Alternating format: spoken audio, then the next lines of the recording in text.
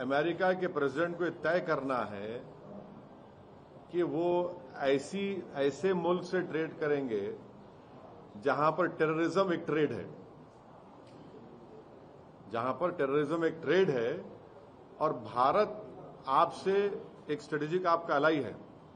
Oil ना लें, कौन होता है भाई ट्रंप हम ऑयल ना लें? क्या सैंक्शन है क्या?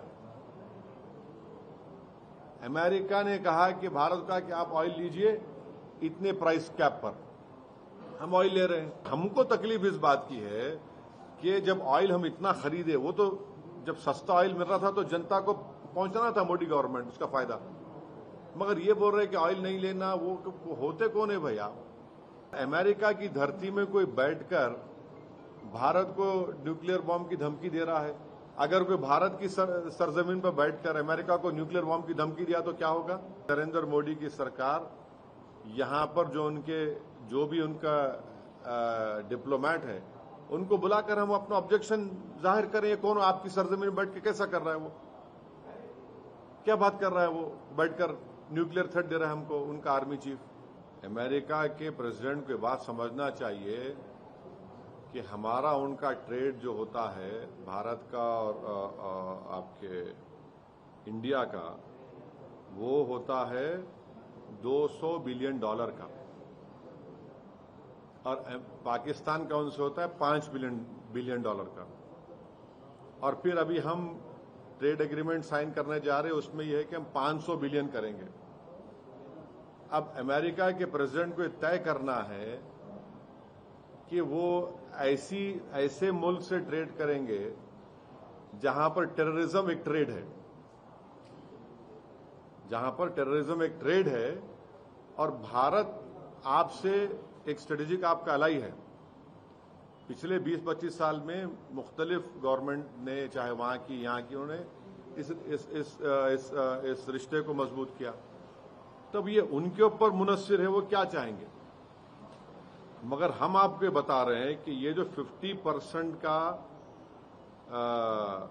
ये जो लगाया उन्होंने टैरिफ लगाया है, मैं आपको जिम्मेदारी के साथ बोल रहा हूं कि सूरत में जो डायमंड बनाने वाले हैं वो बेरोजगार हो जाएंगे।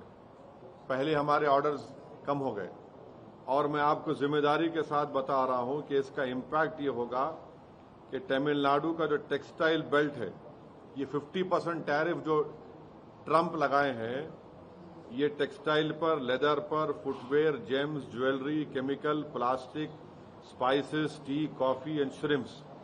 तमिलनाडु का जो टेक्सटाइल बेल्ट है वो हमारे देश का निटवेयर का सेंटर है।